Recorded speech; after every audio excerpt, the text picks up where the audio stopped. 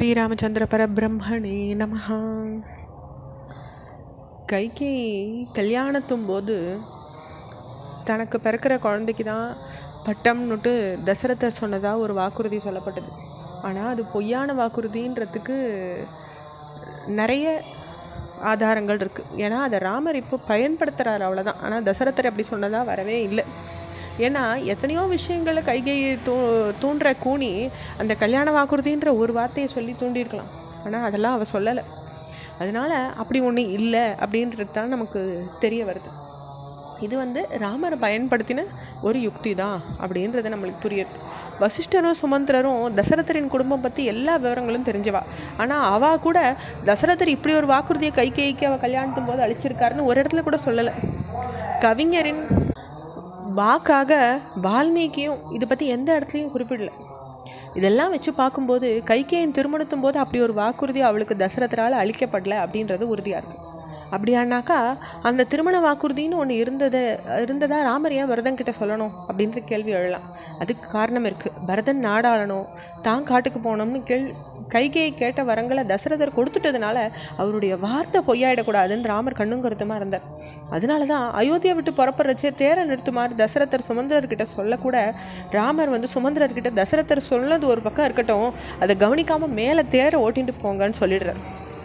பிறகு தசரத மன்னர் கேட்டால் அவருக்கு நீங்கள் பதில் சொல்லிக்கலாம்ன்ற வகையில் பேசுகிறார். அதே காரணத்தினால தான் தன்னை பின்தொடர்ந்து வந்த காட்டுக்கு வந்துட்டு அயோத்தி மக்களையும் திசை திருப்புற வகையில் ஒரு தந்திரத்தையும் ராமர் கையாளுறார். தசரதர் மன்னரனுடைய வாக்கு பொய்யாயிடக்கூடாதுன்றதுக்காக ராமர் கையாண்ட உபாயங்கள் தான் இதெல்லாம். அதே மாதிரி ஒரு உபாயத்தை தான் பரதன்கிட்டையும் அவர் கையாண்டிருக்கணும். அதனால தான் வேறு யாருமே சொல்லாத விவரத்தை வால்மீகி முனிவரும் சுட்டி காட்டாத ஒரு விஷயத்தை பரதன்கிட்ட ராமர் சொல்கிறார். அது பரதனே திரும்பவும் அயோத்திக்கு போய் ஆட்சி பொறுப்பை ஏற்றுக்குமாறு அவருக்கு செஞ்ச ஒரு உபாயம்தான். வேறு எப்பயுமே கைகேயி இந்த திருமண வாக்குறுதி யாருக்கும் நினைவுறுத்தாட்டா கூட பரதன் அவளை சாடும் போதாவது, மகனே, ஏற்கனவே தசரத மன்னர் என் கல்யாணத்தும் போது இந்த அழிச்சிருந்த வாக்குறுதியை நான் நினைவுபடுத்தியிருக்கேன்னு அவர் சொல்லியிருக்கலாமே. அதை கூட அவள் செய்யலையே. அப்போ அப்படிப்பட்ட ஒரு வாக்குறுதி இல்லைன்றது ஊர்ஜிதமாகுது. ஏன்னா பரதன் ரொம்ப கோபப்படுறார் தன்னுடைய தாய்கிட்ட. அந்த நேரத்தில் கைகேயி இந்த மாதிரி சொல்லவே இல்லை. சரி, செல்வத்தில் ஆசையுடையவர், ராஜ்ய உரிமையில் ஆசையுடையவன் வால்மீகியாலேயே கைகேயை வர்ணிக்கப்படுறா. கௌசல்யை கைகேயை அவமரியாதையாகவே நடத்தினான்றது கூர்ணியினுடைய வார்த்தைகள் மூலமாகவே வெளியாறுது. 3 மனைவிகளில் தசரதற்கு ரொம்ப இனிமையானவன்ற இருமாப்பு கைகேயிக்கு உண்டுன்றது கூனியினுடைய வார்த்தை மூலமாக வெளியே வருது. கைகேயினுடைய தாயார் தொடர்பான ஒரு நிகழ்ச்சியும் சுட்டி காட்டப்படுது. சுமந்திரர் கைகேயினுடைய குணாதிசயம் பற்றி கடுமையான கருத்துக்களை சொல்கிறார். கூனியினால் தூண்டப்படுறதுக்கு முன்னையே ராமனுடைய பட்டாபிஷேக செய்தி அறிஞ்சு மகிழ்ந்த கைகேயி கூனி செஞ்ச உபதேசத்துக்கு பிறகு முற்றிலும் மனசு மாறி தீய நோக்கம் கொண்டு செயல்பட்டாருன்றது வால்மீகி ராமாயணத்தோட கருத்து.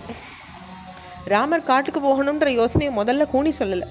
ராம நாட்டை விட்டு வெளியேறணும்னு தான் கூனி யோசனை சொல்கிறாங்க. ஆனால் கைகேயி தான் ராமனை காட்டுக்கு அனுப்பணும்னு சொல்கிறாங்க.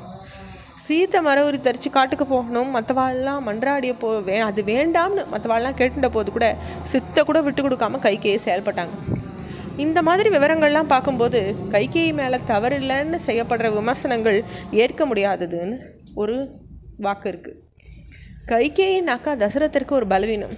கூனியின் தூண்டுதலின் பேரில் அந்த பலவீனத்தை முற்றிலுமாக பயன்படுத்த கைகேயி துணிஞ்சாங்க.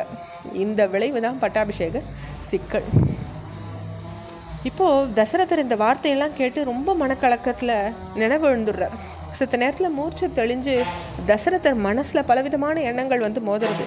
ஒருவேளை நான் ஏதாவது கனவு காண்றேனா, அல்ல எனக்கு சித்தம் கலங்கிடுதா, முந்த பிறவியில் நினைவு எனக்கு ஏதாவது வந்ததன் காரணமாக என்னையும் அறியாமல் நான் குழம்புறேனா, வெளியே தெரியாத ஏதோ ஒரு நோய் என் உடலை தாக்கி என் நில தடுமாற செய்கிறதா, இப்படியெல்லாம் யோசிக்கிறார் தசரதர்.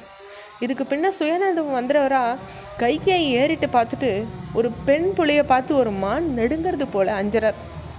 செதறின மனசும் நொந்த இதயமும் உடையவரா பெருமூச்சு விட்டுண்டு தரையில் உட்கார்ந்தபடியே கைகேயை பார்த்து பேச ஆரம்பிக்கிறார்.